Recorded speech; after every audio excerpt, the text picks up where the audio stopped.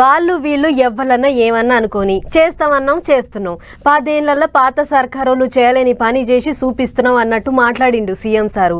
గదే తెలంగాణ రైతన్నలకు రెండో మల్క అప్పులు కూడా మాఫీ చేసిరు సర్కారోళ్ళు.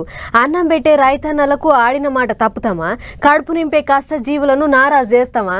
అస్సలు చెయ్యనే చేయం అన్నట్టు మాట్లాడిర్రు లీడర్లు. మరి గ సంగతి ఏందో పూరాగా తెలుసుకుని వద్దాం పార్రి.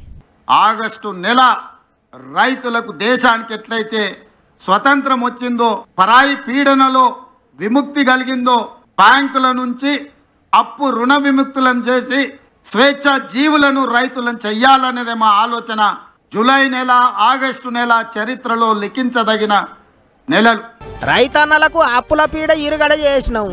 ఆగస్టు నెల అంటే మస్తు గొప్ప నెల అన్నట్టు మాట్లాడిండు సీఎం సారు. అన్నం పెట్టే రైతన్నలకు మేలు చేసినాం అన్నట్టు చెప్పుకొచ్చిండు. పోయిన 10 ఏళ్ళు అప్పులు మాఫీ చేసేందుకు పైసలున్నా పాత సర్కారోళ్ళు చేయలేదన్నట్టు చాపిచ్చిండు సారు. ఆనాడు ధనిక రాష్ట్రానికి నిధుల కొరత లేకపోయినా ఆ రోజు రైతులకు న్యాయం జరగలేదు. మళ్ళీ రెండవసారి కూడా అదే వాగ్దానంతో ముందుకొచ్చి రుణమాఫీ చేస్తాం 1,00,000 రూపాయలు అని చెప్పి అంచనాలు 19,000 కోట్లకేసి చివరికి 12,000 కోట్ల రూపాయలే రెండవసారి కూడా 4 విడతలలో చెల్లించి 7,000 కోట్ల రూపాయలు మొండి బకాయిలుగా రైతుల నెత్తి మీద అట్లనే వదిలేసి గత ప్రభుత్వము బాధ్యత నుంచి తప్పించుకున్నది. అంతేకాదు ఇప్పుడు ఏం ఎలక్షన్లు లేవు, ఓట్లతోని పని లేదు. అయినా సర్కారోళ్ళు రైతుల గురించి ఆలోచనలు చేసిండ్రు.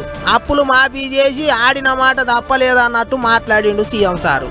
నెల తిరగక ముందే 18 లక్షల మందికి అప్పులు మాఫీ చేసినాము అన్నాడు. అసెంబ్లీ కాన్నే అయ్యింది ఈ రుణమాఫీ మీటింగు. ఆగస్టు నెల ఆఖరు కల్లా 2 లక్షల అప్పులు కూడా మాఫీ చేస్తారట. ఇక రెండో మల్క మాఫీల మొత్తం 6,40,000 అకౌంట్లల్లా 6,190 కోట్ల రూపాయలు వేసిండ్రట. అట్లనే పంటల బీమాకు కూడా 1,300 కోట్లు సర్కారోళ్ళే కడుతున్నారట.